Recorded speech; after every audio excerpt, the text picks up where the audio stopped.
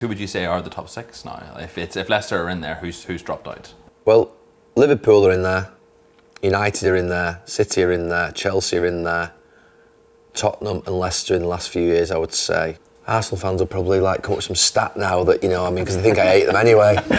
It's like they drain me. Start winning. I want to start praising you again. I'm Gary Neville and I'm going to answer questions from the SPORTbible audience. Rank the following people as players: Roy Keane, Micah Richards, Jamie Carragher. Roy Keane, number 1. Jamie Carragher, number 2. And Micah Richards, number 3. And why are we putting Micah last? We can put a joke on the end of it, or we can be serious and just tell the truth. I'm sorry, Micah. He just felt a little bit deadpan it needed for me. Just answering the audience's questions. You wouldn't want me to fabricate the answer, would you? Which of the Sky pundits would you most want to go on holiday with? That might be Micah. Mikey, back in, mate. I need you on holiday. Because the other two, I tell you, they'd be hard work on holiday. If you could add 3 players from outside of the top 6 to the Manchester United squad, who would you choose? Now, can you tell me who the top 6 are? Let's explain. Let's find. No, are Leicester in the top 6? Yeah, they are, aren't they? We'll say the traditional top 6. Oh, right. So the most famous clubs. Yes, the most famous clubs. I would say Vardy. You'd have to over the last 4 or 5 years. Just his level of performance.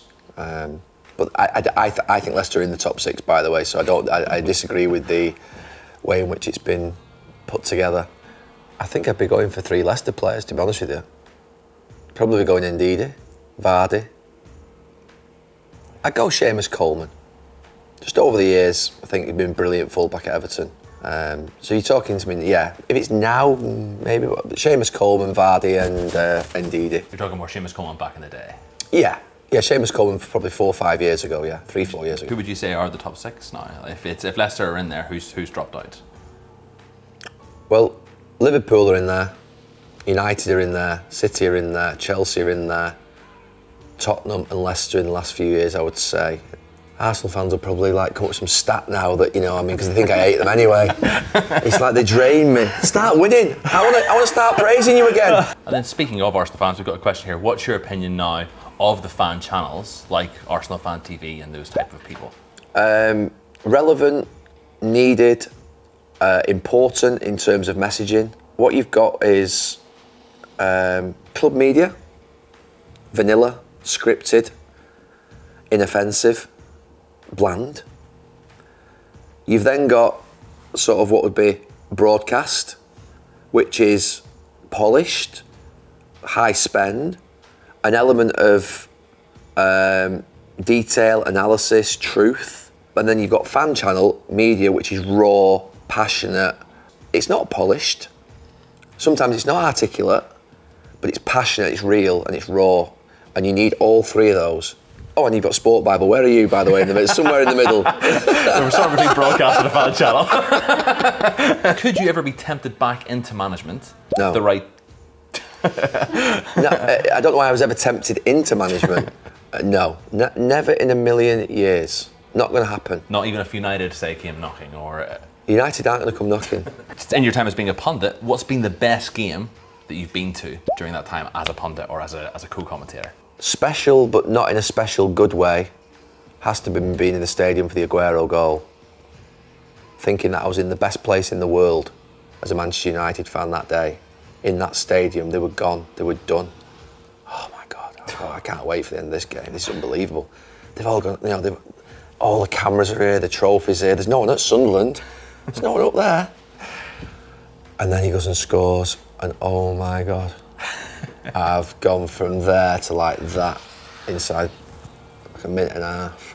That'll never be surpassed in terms of being in a stadium and experience like that, to go there.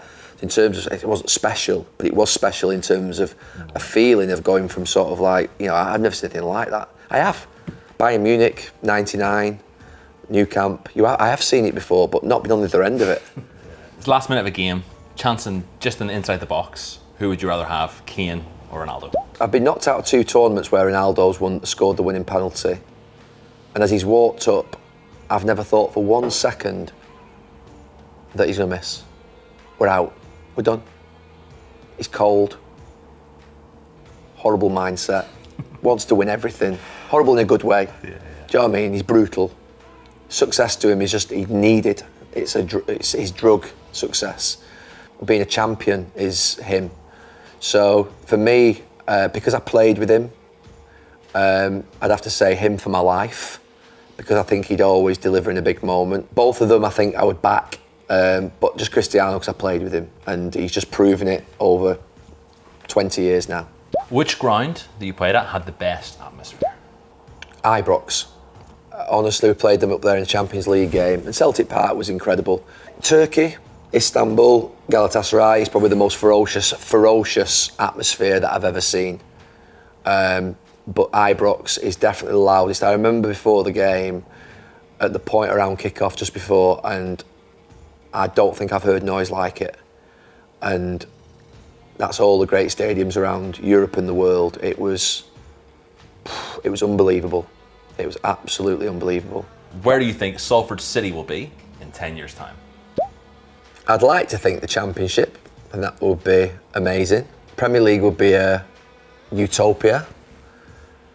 League One, I think Championship is where I'd like the club to go in the longer term, as that sort of point where you think, right, that's, and then you decide what you do from there. But the jump from the Championship to there is like another level. How much have you loved that as a project? You can see your face sort of light up. It's my favourite. It's my favourite. You know, on Saturday, Manchester United are playing Newcastle at 3 o'clock and Salford are playing Bradford. And I'm going to go and watch Salford. And I know everyone in my family, my wife and my daughters are going to watch Cristiano. It's like, you're taking the piss, by the way. I've got a football club over here. But I know as soon as I get home, I'm going to get a rerun of the game from Sky because I'm doing Monday Night Football and I want to watch that game as well. I'm going to try and not have the score so I can watch both. Excluding Old Trafford, which ground had the best atmosphere you've ever experienced? One in England and one in Europe. Hampden Park, without doubt, when it's 140,000 under 36,000. I played in front of under 36,000 and went to see the Scotland-England games. Oh, electric. The atmosphere was absolutely electric. And Anfield electric. I mean, you've been there, you know what it's like, bloody hell.